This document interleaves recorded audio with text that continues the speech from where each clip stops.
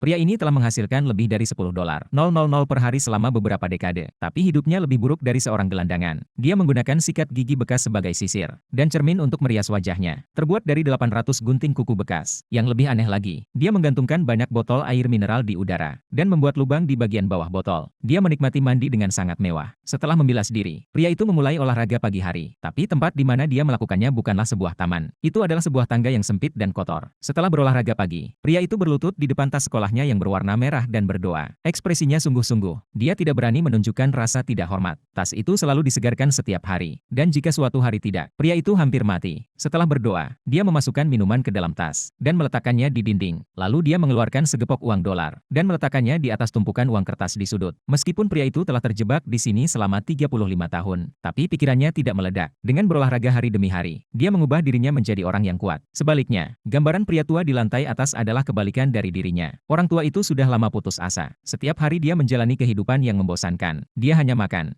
minum dan tidur. Dia bahkan tidak repot-repot membersihkan dirinya sendiri. Koridornya hampir penuh dengan sampah. Karena kurang olahraga dalam waktu yang lama, tungkai bawah pria tua itu tidak bisa lagi berdiri tegak. Tetapi bahkan tinggal di lingkungan yang menjijikkan seperti itu, dia tidak peduli sedikit pun. Lagi pula, ada makanan baru di koridor setiap hari. Tidak peduli berapa banyak yang terbuang, itu tidak bisa dikonsumsi. Dari luar, tidak ada yang akan percaya bahwa seorang pria tua dan seorang pria memiliki usia yang sama. Dan tidak ada yang akan percaya dia dulunya seorang polisi terhormat. Tapi pria itu dan dia memiliki dendam hidup dan mati. 35 tahun yang lalu, pria itu dan saudaranya hidup dengan mencuri. Suatu hari, saudaranya mencuri barang bagus. Ketika dia sampai di rumah, dia bahkan tidak punya waktu untuk merayakannya. Lalu polisi datang. Dia hendak ditangkap. Sang kakak mendorong kulkas dan melawan. Mereka memukuli polisi. Dalam kepanikan, mereka melarikan diri ke sebuah bangunan. Tapi dalam beberapa langkah, polisi mengejar mereka dengan senjata. Dengan rentetan tembakan, saudara itu jatuh ke tanah. Pada saat itu, tiba-tiba terdengar suara ledakan dari lantai atas. Polisi sangat ketakutan. Itu bukan tempat yang baik untuk tinggal. Dia harus membawa kedua bersaudara itu pergi. Tapi kemudian sesuatu yang aneh terjadi. Mereka bertiga menaiki tangga ke lantai dasar. Tapi mereka menemukan pintu tidak terkunci. Polisi mencoba yang terbaik tetapi tidak bisa membukanya. Beberapa orang melihat ke bawah, tapi menemukan pemandangan yang membuat mati rasa. Mereka melihat bahwa lantai di bawahnya begitu dalam sehingga mereka tidak bisa melihat bagian bawahnya. Melihat ke atas, mereka juga tidak bisa melihat bagian atas gedung. Petugas polisi tidak percaya, memerintahkan kedua pencuri itu untuk berdiri diam. Dia turun dari lantai 9 untuk mencari jalan keluar. Di lantai 8,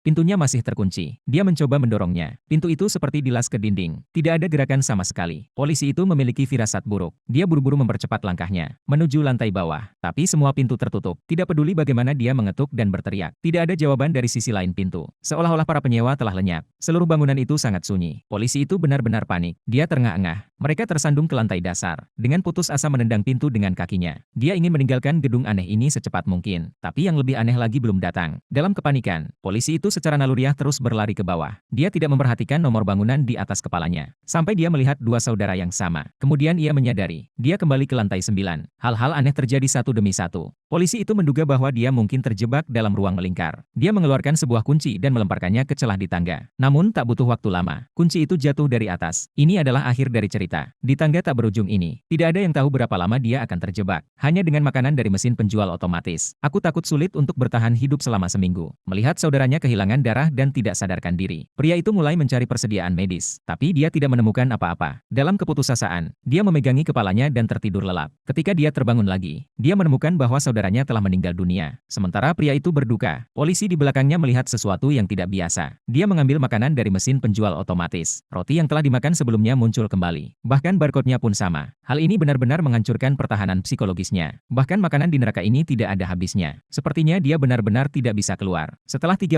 tahun mengalami cobaan dan kesengsaraan, polisi itu telah berubah menjadi seorang pria tua dengan tubuh yang lumpuh. Dia hanya makan dan tidur setiap hari. Pencuri itu, di sisi lain, memiliki kehidupan yang lebih baik. Mungkin saudaranya yang telah meninggal mengilhami potensinya. 35 tahun mengubahnya menjadi pria yang kuat. Setelah bertahun-tahun hidup bersama, kebencian di antara mereka berangsur-angsur memudar. Bagaimanapun, di dalam gedung yang aneh dan tertutup ini, mereka hanya bisa mengandalkan satu sama lain. Tapi pada hari peringatan kematian kakaknya, pria itu akan membawa pria tua itu ke mayat saudaranya untuk bertobat. Tampaknya mereka bisa hidup bersama selama sisa hidup mereka. Namun pada hari itu, sesuatu yang tak terduga terjadi. Pria tua itu tiba-tiba memegangi kepalanya dan berteriak kesakitan. Pria itu bergegas ke sisinya. Dia menatapnya menatapnya dengan cemas. Pada saat itu, pria tua itu tampak sangat kesakitan. Dia terus menggumamkan kata-kata yang tidak jelas. Pria itu baru saja akan mencari tahu apa yang sedang terjadi. Namun orang tua itu meninggal. Setelah orang tua itu meninggal, pria itu menjadi gelisah. Dia tidak tahu bagaimana dia akan melewati ini sendirian. Dia berlari mengelilingi gedung, mencoba untuk mengalihkan perhatiannya. Tapi itu tidak berhasil. Setelah beberapa hari, pikiran pria itu mulai tidak berfungsi. Lingkungan gedung yang menyedihkan membuat pria yang kesepian itu rewel. Lorong yang terawat dengan baik, dia mengacaukannya. Untuk menyingkirkannya lebih awal, pria itu mengeluarkan pistolnya dari 35